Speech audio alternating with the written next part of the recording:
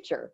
So I'd like to welcome Amy Edmondson, and invited you to be part of In the Author Studio because basically every place we go, people talk about the book.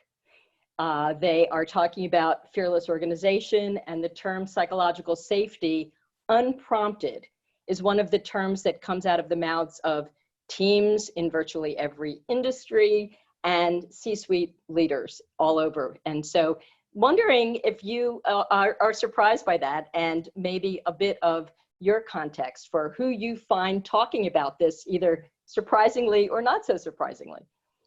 I'm stunned by it. And that's in part because this is something I was working on and studying quite actively 10, 15 years ago. And you know, I'm an academic, I write academic papers, I don't really expect anyone to read them. I mean, you hope that eventually some of the ideas make it to practice. I think the major trigger point was when Google did their own internal study, Project Aristotle, studied 180 teams or so, very thoughtfully, very effectively, lots of data, lots of measures, and found, not expecting to, but found that psychological safety was the big determinant in shaping whether teams really performed well or not. So that, of course, got the attention of a New York Times reporter. That got the attention of everybody. And then that started a process. I think that started a process where people were sort of saying, what is this? Why does it matter?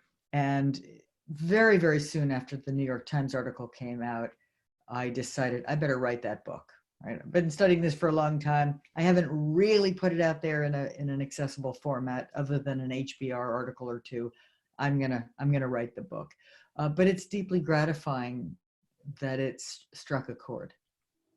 I'll get back to your word accessible, because that's something that's really refreshing about the way that you wrote the book. And it serves a community, a global community of business leaders, in our opinion, because it's one thing to understand something theoretically and to look at numbers and really figure out, I like a lot of your graphs and the depth of research and the lit search that you've done and the academic pursuit that led to this is really impressive. At the same time, you really translated it for people. And I think that the idea of having something like that Google moment, where there's a sense that suddenly there's a factor that helps the data fall into place, and that sort of, what do they call it, a coup de foudre or something like that snap of insight that happens. It's eureka moment. Eureka. Yeah. So what were they looking for at Google? Because of course all of us want to learn from Google, but what was the question they were trying to solve? Because I imagine other leaders in the future-proofing community are trying to solve the same thing. Well, the question was a very simple and age-old question, which is, why do some teams perform better than others? I mean, let's say you're Google, you think, and I think appropriately, that you do a good job hiring, that you're hiring very, very smart, people with different expertise and a deep motivation to doing well. And then you put them into teams and you assume abracadabra, the teams will perform well, but that doesn't always work out that way. Now, I think that's an experience that nearly every company has at some time or another, where they realize, we have persistent performance differences across teams or units or branches or whatever the unit is, regional, you'll find differences. And Google, the study was designed to see if they could figure out what the key differentiators were, what the variables were that explained why some teams performed better than others. Well, I'm gonna double click on this notion of performed better, because that definition has undergone a lot of change over the last 20 years that I've witnessed. Perform better in the old days used to mean the best Six Sigma team with the fewest the defects. And so what does perform better mean in this particular business environment? Well, perform better means achieving measurable goals, right? So perform better means whatever it means in the different contexts. If it means come up with a new idea and make some progress toward testing whether it works or not, that's good performance. If it means Six Sigma, that's good performance, right? So it depends on what the task is. It depends on what the team is doing. But performance is measured against some goal or expectation, and arguably is more believable when it's measured in some way that we can agree is a valid measure. Well, now that we know the punchline of the story, which is that psychological safety was significant, let's go back to what you thought it might have been. Like, what was candidates numbers 2 and 3 if it hadn't been psychological safety? What did you assume? Well, let me be clear. I was not part of the Google study. Right? They did that on their own, and presumably looked through the academic literature to find worthy candidates for variables. You know, what measures should they use in their research? And one of many that they found and thought, what the heck, we'll throw it in, was psychological safety.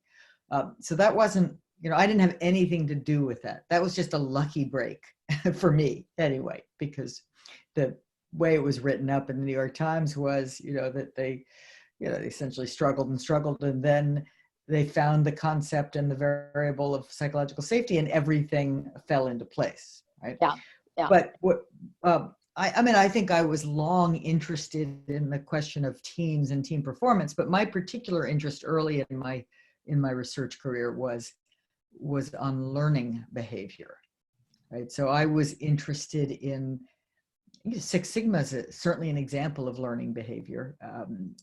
Physician and nurse teams coping with the ever-present reality of medical error is a context where learning behavior is desperately needed and turns out to show variance as well. Right? Some do better at learning than others. So my original research was to explain differences in learning behavior, and I stumbled into differences in what I initially called interpersonal climate. You know, just in a very straightforward way, when you're looking at medical errors, it turns out there can be differences in reporting climate. You know, do people speak up or not about bad news? And of course, when they don't, you don't learn, because you don't have an opportunity to fix and correct and figure out how not to have that happen again next time.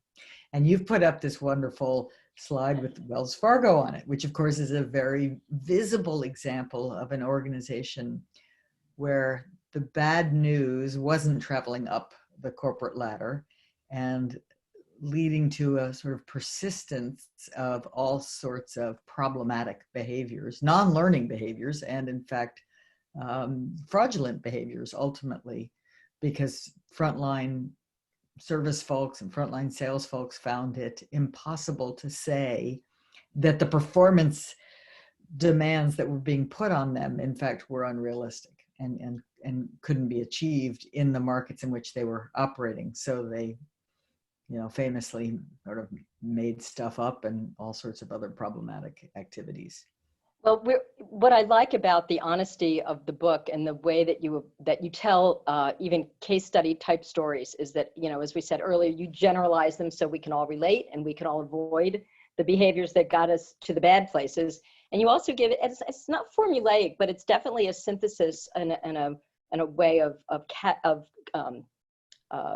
crystallizing, reflecting on this. Like, if that doesn't work, you know, these behaviors don't work, how do we actually avoid it? And you translate it into very useful do's and don'ts, in a sense, for leaders. So let's take, and we're not blaming Wells Fargo right now, it just happens to be a powerful and consistent case study for this.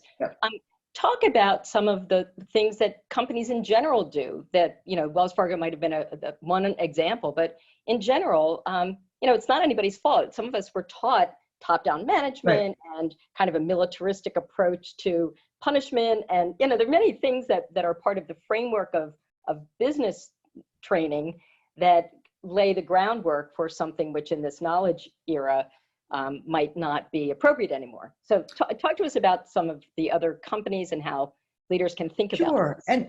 And I love that you pointed out it's not necessarily someone's fault, right? Absent data to give me confidence that someone did deliberately what they did to create the havoc at, say, Wells Fargo, and I can talk about other cases as well. Absent data to say that was deliberate, I always assume it's inadvertent. I assume that, as you put it so nicely, that people have, by and large, taken for granted theories or strategies for how do you get the best performance out of people. And unfortunately, a lot of those taken for granted strategies are based on fear. But they're based on the idea, whether it's conscious or not, that if people are sufficiently afraid of missing the mark, they'll produce. They'll do what it takes, and they'll produce what I've asked them to produce. And maybe that comes from parenting models or various other management experiences that people have had. But it's unfortunately more widespread than makes sense in a knowledge era. And by knowledge era, I mean an era in which ingenuity and teamwork generally matter more to performance outcomes than just sheer effort. Right? I mean, fear works okay if the task requires just sheer effort. If sufficient effort, you'll reach that goal. But whenever it requires, creativity or new ideas, or God forbid, the cooperation of the actual customer, sheer effort's not going to be enough. So the book is full of stories. Unfortunately, it's easier to find stories where people were afraid and couldn't speak up and didn't ask for help, or share bad news, and really bad things happened, either from a human safety point of view or from a business performance point of view. Those stories are easier to find than the stories where people felt absolutely, engaged and fully able to speak up and bring their voice forward, and good things happened. Fortunately, the book is full of both kinds of stories, but in spirit of full disclosure, it's certainly easier to find the challenging ones. Well, I'll think of this from a sort of systems perspective too, because if we think about incentives, things don't change overnight. And so you can have asynchronous development where you're very well intentioned, but unfortunately people are smart and they'll, like at Wells Fargo or wherever, there's an incentive system that rewards for a certain thing. So even if a leader intends something, people figure out how to get their quarterly bonus or whatever it might be.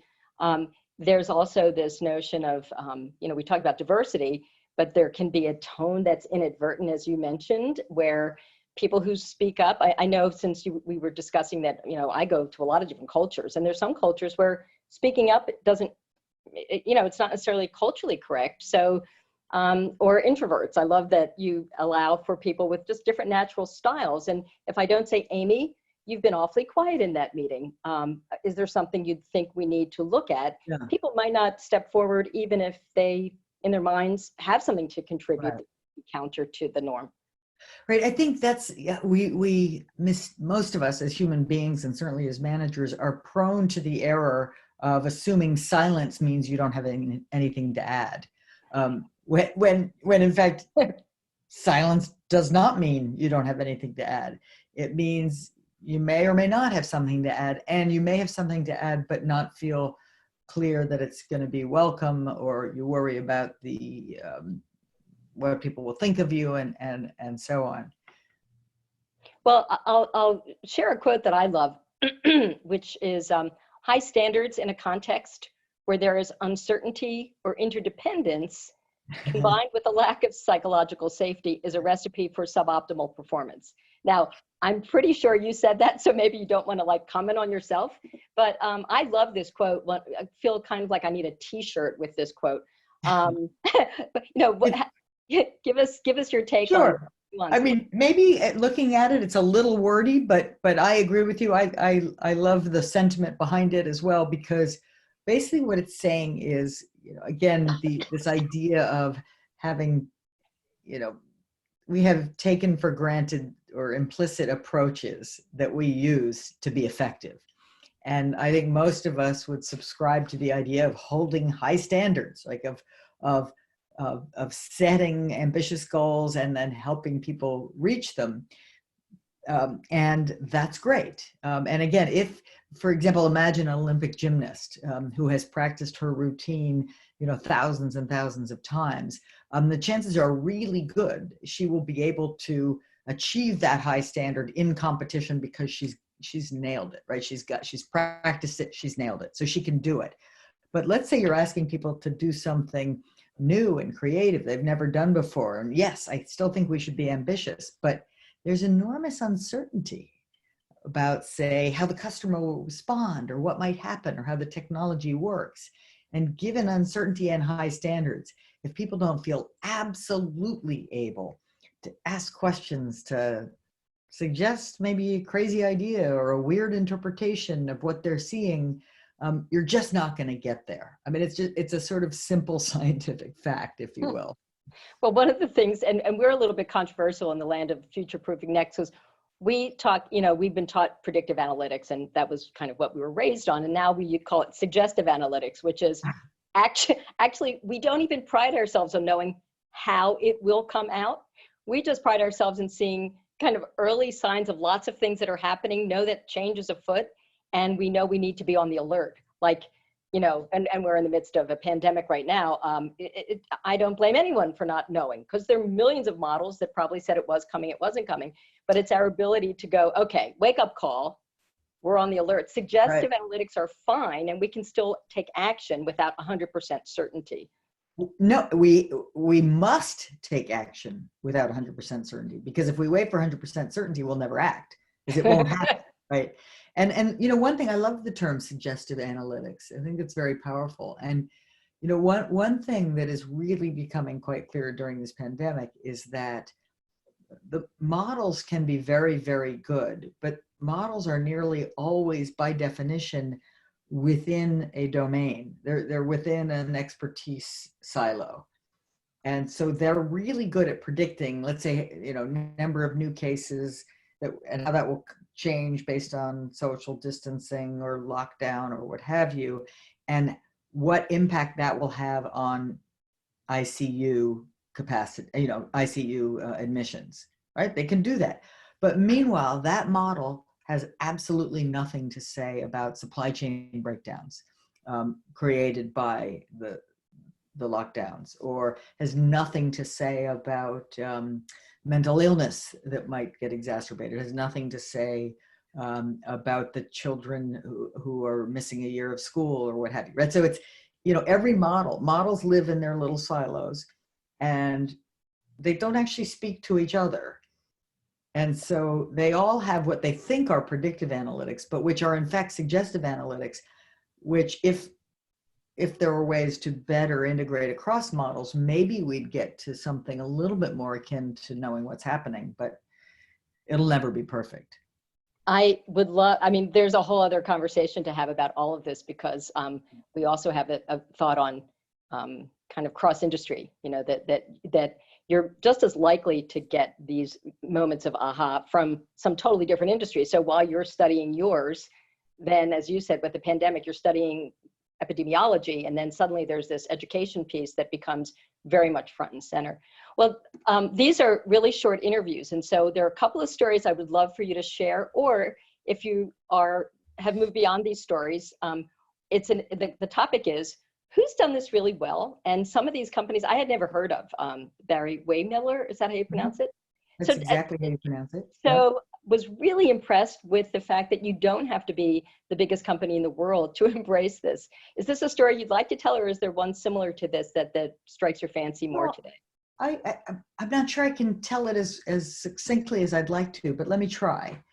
So Barry Waymiller you haven't heard of them likely because they make sort of industrial equipment. They're essentially a collection of companies that Bob Chapman, the CEO, has acquired over the years, and then installed a kind of very team-based, empowered, flat management structure and culture in which the employees figure out what equipment they need, what problems need to be solved. They're in touch with their industrial customers in delivering what is usually fairly customized manufacturing equipment. So they are doing something quite technical, quite specialized, for which these frontline folks are deeply expert. They've created a culture that is remarkably engaged and learning oriented and problem solving oriented, where everybody believes accurately that he or she has a voice, has a perfect right to be there, and they take care of each other. For example, there were many times in the history where there were recessions and other things, and basically all employees agreed to go to, let's say, 80% time or different amounts based on what had to happen, rather than allow anyone to have to endure any layoffs. They think of themselves as a family, but they're a very big and mid-sized big, thriving corporation with, I think, an astonishing degree of psychological safety. Well, it was impressive. And there was one last one before we go into sort of the closeout. Loved the example of the hardest times for leaders to be leaders. It's really kind of easy to be a leader when everything's theoretical. But when it's real, and when lives are on the line, and when egos are on the line, and character really comes out, I'm sure there's lots of lines about, leadership is really tested when. I love this story, and didn't know if you had a short way of explaining the nuggets from this one. It's a long story, but it is another long story. But I suppose the short story of it is that most people are unaware of Fukushima Daini. We know about Fukushima Daiichi, which after the major tsunami that happened in Japan a number of years ago, 2 nuclear power plants were in the path of the flooding and the danger and the exposure to radioactivity that ensued. And in one, there was not speaking up and denial of what was happening, and just really tragically bad outcomes in terms of human health and lives lost and radioactive activity released. In the other, through just remarkable leadership that created psychological safety for voice, was handled in a way that I think is quite remarkable and suggestive for the current crisis, in that he and you could say this is countercultural, but was completely transparent and asked and open about what was going on, what they could do, what they couldn't do, and really asked his teams to organize and try to do something quite remarkable and heroic technically, to save the community and the plant, and they pulled it off. And really, I have a section titled "Transparency by Whiteboard." There was a kind of whiteboard in the middle of this chaotic situation that was constantly updated with what was known and what wasn't known, and people trusted him, trusted each other, engaged in remarkable problem solving, and they were ingenious and collaborative, and pulled off something akin to a rescue operation where there had been no blueprint, right? No off-the-shelf solution. It's a remarkable story, and I'm going to give a very brief summary of what I thought was really terrific about the book, The Fearless Organization, Creating Psychological Safety in the Workplace for Learning, Innovation, and Growth. And then do you have time to do the author's dozen, their quick back and forth? Sure, I can try. Yeah. So this is a gorilla, and I think that the reason, and I say this because it's sometimes a podcast, we have up on the screen a picture of a gorilla, and people always talk about that famous thing where there's a gorilla that runs through the scene and nobody sees it, So, and yes. Then of course somebody says there's a gorilla, and then the next time you watch the footage, it's completely obvious that there's a gorilla running through the scene. So for me, that was a really strong metaphor, because it struck me that, you said something earlier in our conversation that I really loved, that there's inadvertent leadership mistakes, and that it's a training, it's a point of view, until it's pointed out that, maybe Amy had something to say, even though she was very quiet. Their cultural background, there's all kinds of issues in terms of why. But I think that what the Fearless Organization, the book, does really well is it talks about framing the work. So Mhm. it allows people to know what to do, not just understand how to get an A in a course. Yeah. Not that anything's wrong with academia. Motivating effort, because we are, as I think you said, pretty well intentioned as leaders, but how to get others to either think the way we do or do what we want them to do is not a set of muscles that we might have had. I loved your examples of situational humility, because some of us trained to be, like I was saying, predictive analytics. We're going to be right. We're going to be the model that works. And right now, being comfortable saying, I'm 80% sure, but we're going to take some action anyway, is a very different set of muscles. Proactive inquiry, this skill that I would imagine I would need a whole course on to, we do it in customer discovery sometimes in Mhm. developing things, where you think because you told someone what they should believe that they believed it, but this skill set of really getting to truths and getting beyond, the surface was really great.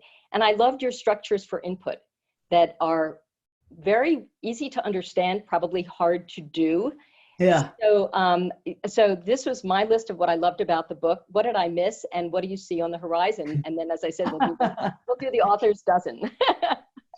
Wait, I think on the horizon, and it's a great list, and it all boils down to kind of interpersonal awareness, interpersonal skill. Management fundamentally is about getting things done, and getting things done through people, which means you've got to really understand people and continually work on creating the conditions where they can do and be their very best.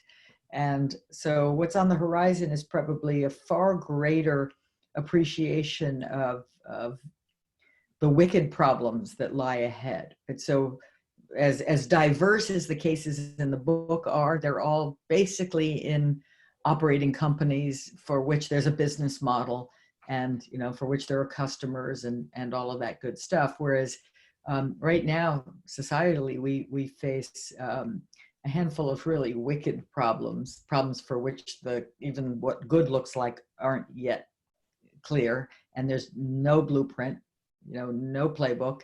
And how do you sort of gear people up to team up and make progress around wicked problems is an area of just great concern and interest. Well, it's so inspiring. It's great to talk to someone whose book you are really a fan of. And this is the way, we have a hat tip to James Lipton, who had something called Inside the Actor's Studio. So this is in the author's studio, and this is the author's dozen. And they're just quick, and they don't even have to be about your book. But in general, since we are people who are trying to, put our finger up and feel where the wind is going, what's overhyped these days? Digital. What's underhyped? Common sense.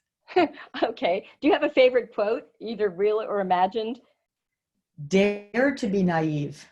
And that's a real quote. That's Buckminster Fuller. Dare to be naive. And what about a favorite statistic?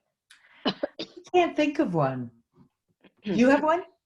I think that it has to do with the one that I learned the other day from someone also in this, that only 11% of companies that have subscription businesses lost customers during the pandemic.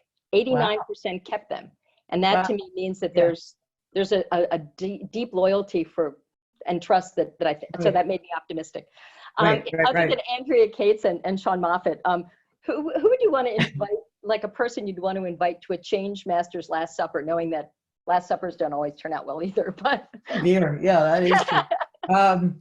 Bob Sutton, I think he is perpetually funny, wise, smart, and kind. Oh, that's great. Now you're around 23-year-olds a lot. If you were 23 again, knowing what you know now, what would you do differently?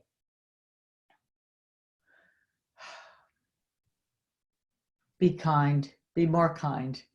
I mean, I wasn't unkind. My friends would tell you I'm very kind, but I just, I think I probably didn't have the compassion for what everyone's up against something. And I didn't have the degree of awareness of that that I certainly have now. So it's a little crazy to ask if you've ever been blindsided, since we're in the midst of a pandemic, but have you ever been blindsided? Oh, countless times. Can't think of one though. Okay, a company that we might, I don't know, that we might have heard of that you admire today.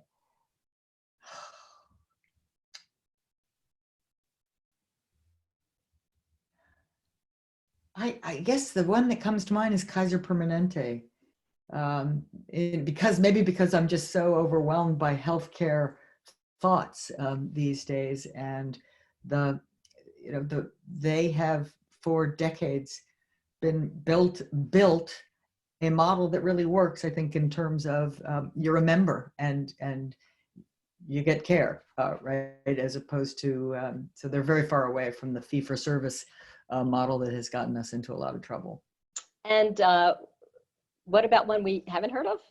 Any company that you think is? Oh, sorry, that we've never heard of. No, the first one was Kaiser Permanente. Oh, good. Okay, good. Oh, right. I see. Second category is like, is there a small off the radar company or startup or anything that God, that's a tricky one.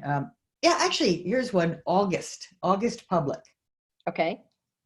So they are a consulting company. They are a small consulting company, and they do absolutely brilliant work with many companies you have heard of in terms of helping people work in a far more agile, honest, and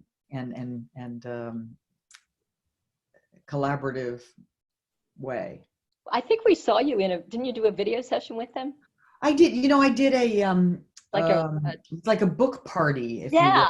I saw that footage. And there was just an interview, which was long. It was sort of because we it was a group of people with snacks and everything. It was a lot of fun. I was surprised that anyone would ever see it. Yeah, well, I loved it. Describe you. How would you want someone? This is not an epitaph, but if someone described you in terms of a change maker, an impact maker on any level of any facet of your life.